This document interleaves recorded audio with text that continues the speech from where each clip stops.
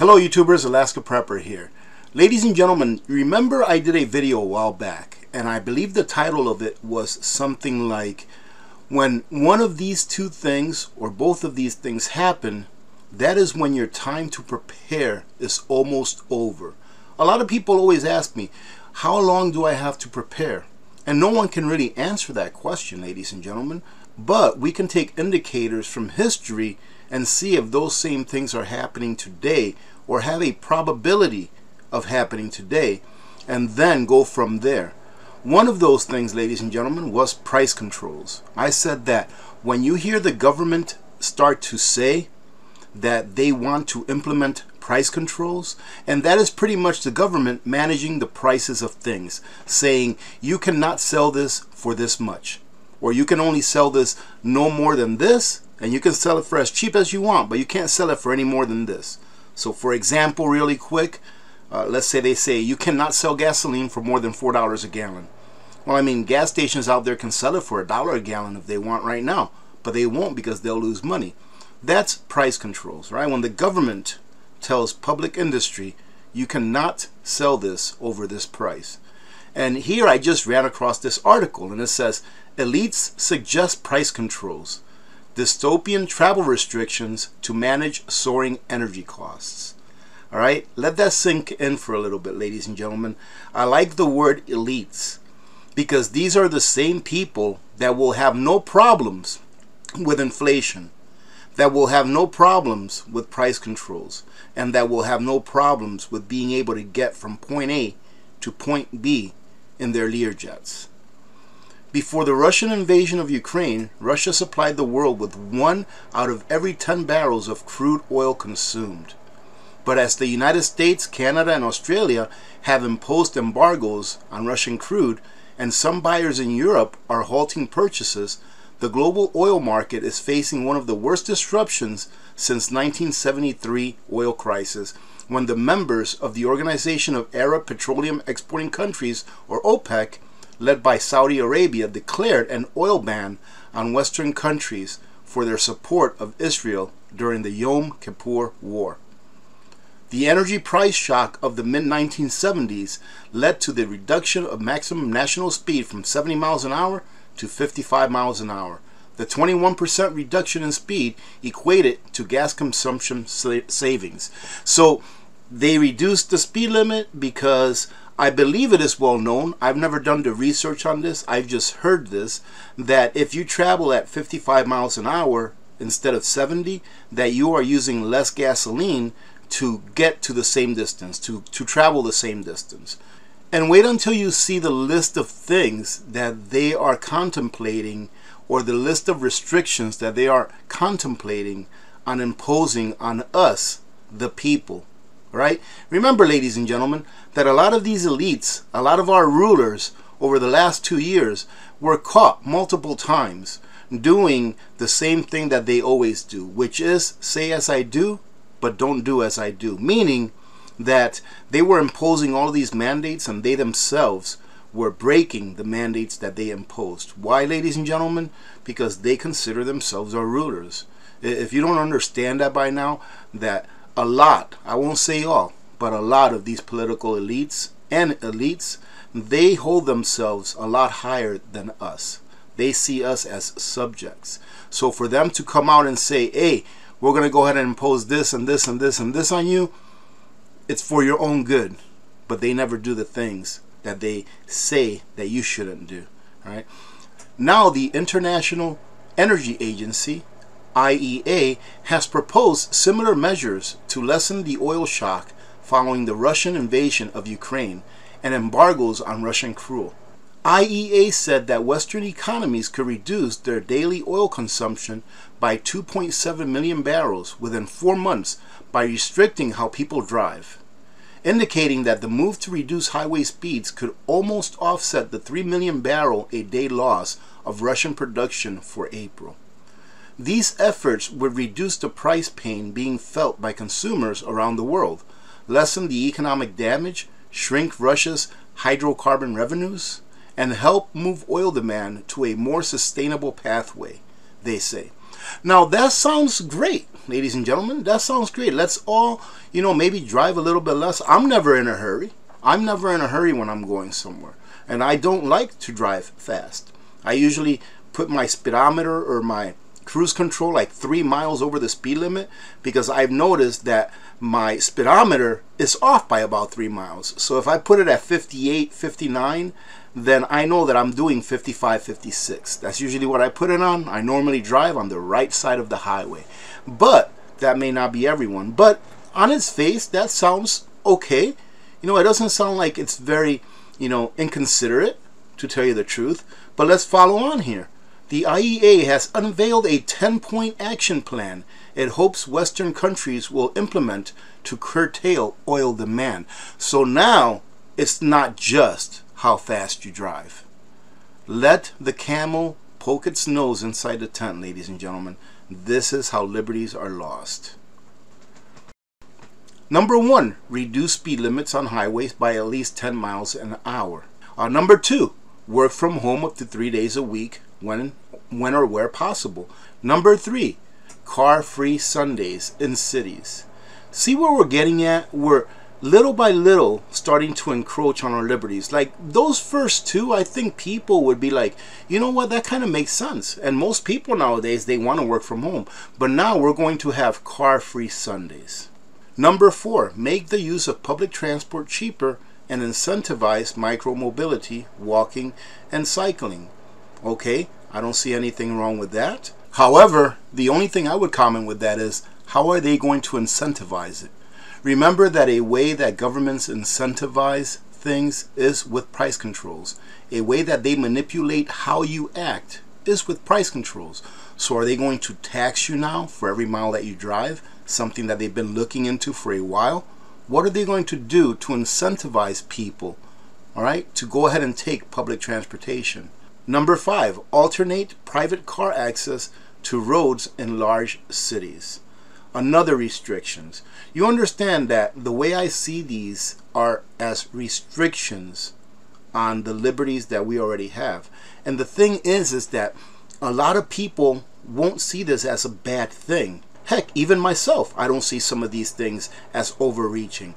But the thing is, ladies and gentlemen, what have we learned over the years? That when you give them an inch, they take a light year. This is another way that they do the frog in boiling water. Because let's go back to number 3, car-free Sundays in cities.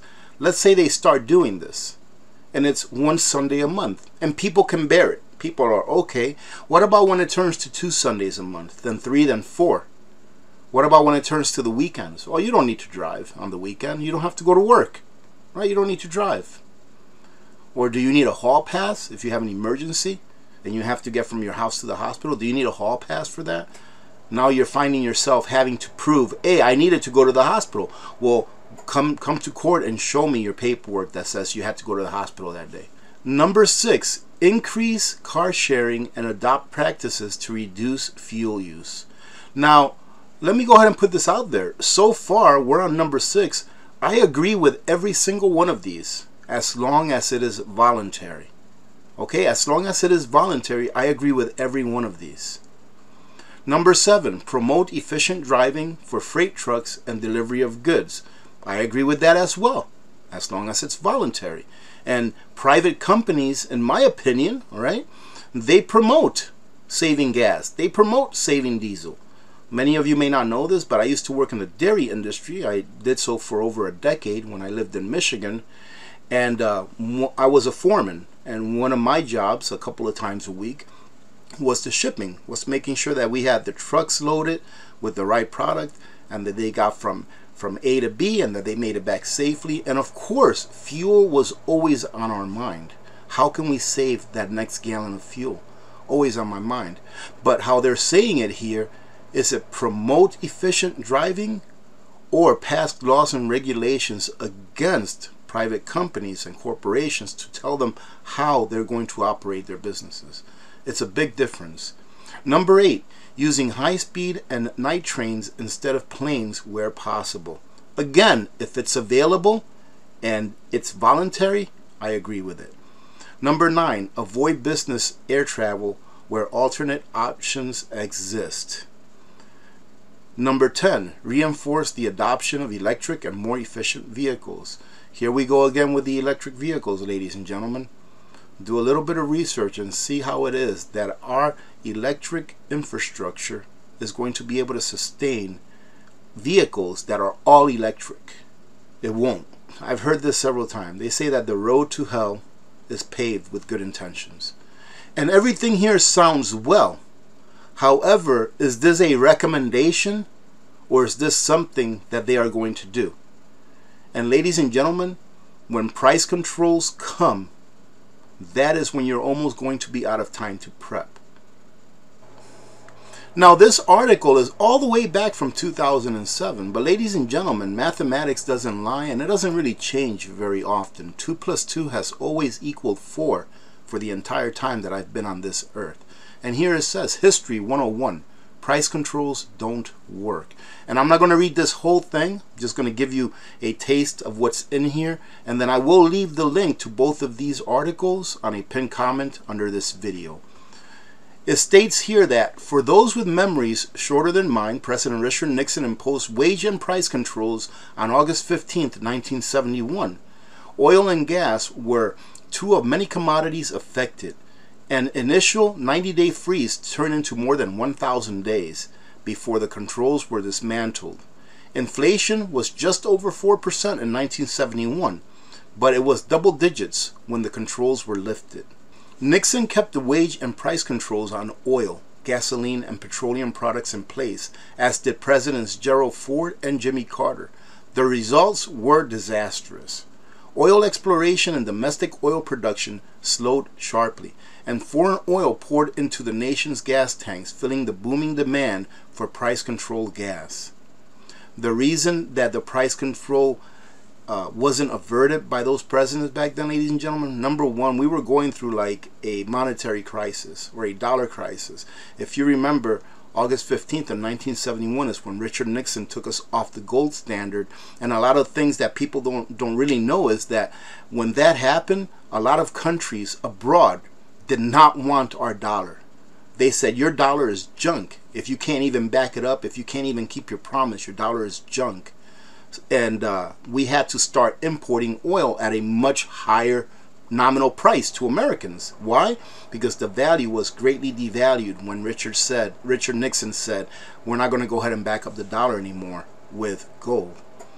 Thanks to his misguided policy, gasoline lines snaked along highways for hours during oil crisis in the mid and late 1970s. Stations ran out of gasoline, and laws told consumers which days they could purchase gas. Remember that the people that pay for the consequences of the actions the politicians make on our behalf is we the people. It's we the people, ladies and gentlemen. The reason that Richard Nixon took us off the gold standard is because all of the other countries that had gold deposited in the United States of America, they realized that we were printing, the United States was printing way more money than what they can back with gold. So they asked themselves, wait a minute here, do you really have the gold available to exchange for all of this money that you're printing? I don't think you do, so I want my gold back. And once there was, I think it was 12 or 14,000 tons of gold withdrawn from the USA vaults. That's when Richard Nixon said, hey, wait a minute, we only have 8,300 or 8,200 tons left.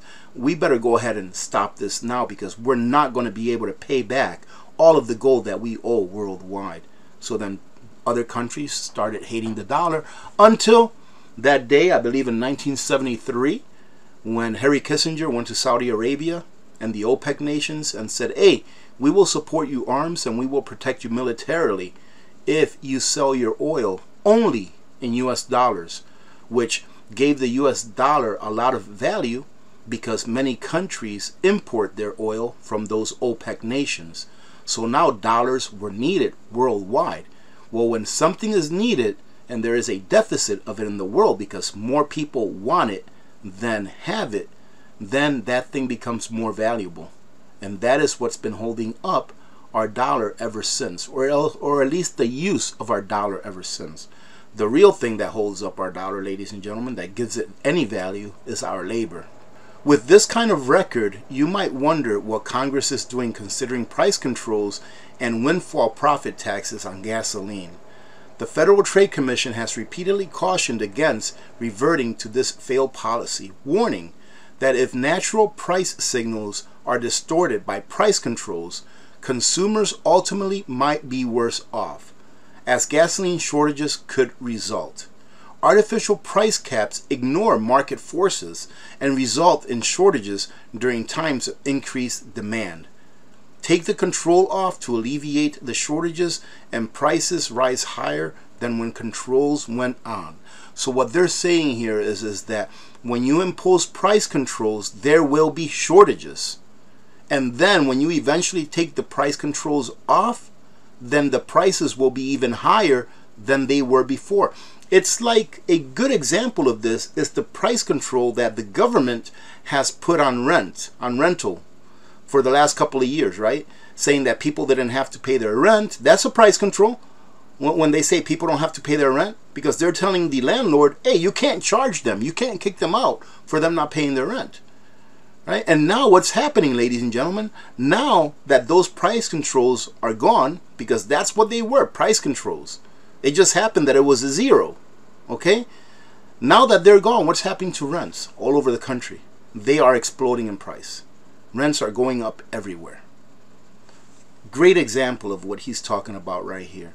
So when you hear the word price controls, ladies and gentlemen, and you see the government actually implementing price controls, then our time to prepare is coming to an end. Why am I saying that? Because many more people than are now will be priced out of the food market.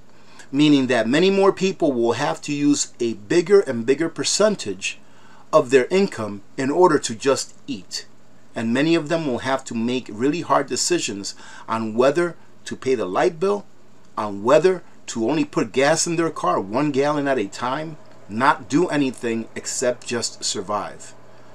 So here we are in the business of preparing for the day when something like that happens. Because I see it happening again, and as you've noticed, they are mentioning it more and more.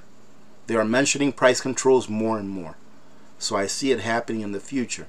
Just like the CBDC, the centrally banked digital currency. You've noticed that throughout the years, they're mentioning it more and more. It's coming up more and more in the news cycle. It's coming up more and more when the chairman of the Federal Reserve talks about it. At one time, it was, no, we're never going to do that. And now, hey, we're considering doing that. We're really looking into it when they've already looked into it. They've been dealing with this with MIT, I think, since the year 2016 or so. Anyways, ladies and gentlemen, thank you very much for joining in. I truly do hope that you get something out of this. And the time will come, ladies and gentlemen, when we are out of time to prep. So make sure that you're preparing now. Having said that, have a great day. Remember to be good to each other. When good people do good things happen. Remember to reach one, teach one, and repeat. If we all did this, the world would be a better place. So you know that it will be a better place. Many blessings to all of you and your families. I'm Alaska Prepper. I am out. Ladies and gentlemen, I can tell you all day how great I think Nutrient Survival is. However, I found this tool that Nutrient Survival inserted into their webpage that allows you to see for yourself exactly what it is that you are paying for when compared to other popular long-term food storage or survival foods. Now, I'm not picking on Mountain House here, but I wanted to show you real quick. The Nutrient Survival Triple Mac Cheese compared to the Mountain House Creamy Macaroni and Cheese. This is what you're getting, ladies and gentlemen. This is why I think Nutrient Survival, not think, but know, is the most nutrient-dense survival food or even food that there is in the market. If you go to this tool and you just go ahead and put your cursor or your mouse over any of these nutritional items here, it tells you and it compares what it is that it has along with what Mountain House has. So, for example, if I go to protein, it shows that a serving of Triple Mac cheese has 24% of your daily value of protein, whereas in Mountain House, it's 15%. Fiber, as you can see, 21% to 0. Omega-3s, 22% to 0. Omega-6, only 7%, but also compared to 0. And if you go ahead and put this over anything that you have any concerns over, for example, sodium, only 11% of the daily value per serving, whereas with Mountain House, you're using up 30% of your daily value. I often get asked, why is Nutrient Survival pricier than other long-term food storage companies? Well, in my opinion, it's not, because you're not getting the same with other long-term food storage companies, as you see here, than you are with Nutrient Survival. Here's their Homestyle Scramble, which is compared to their breakfast skillet. And you can see right here, all you have to do is point. And I can do this all day, ladies and gentlemen. Here's the lasagna with meat sauce. And even though, let me point this out, even though the Mountain House lasagna with meat sauce has actual freeze-dried meat in it, whereas Nutrient Survival is no meat at all, it's vegetarian, look at this, 22% of your daily value of protein, whereas in Mountain House you only get 13%. The Maple Almond Crunch, which is awesome. I like to have it with milk and a little bit of honey, compared to the Oxen Farms Oats and Honey Granola. Same story, ladies and gentlemen. You are getting what you pay for, which is the nutrients that your body needs every day in order to survive and thrive, not just survive. Calories is king. This is what you're getting when you get Oxen Farms Oats and Honey Granola. Now, like I said, I'm not picking on any particular company. I just want people to know that this is the very best nutrient-dense survival food in the market. So feed your freedom with Nutrient Survival.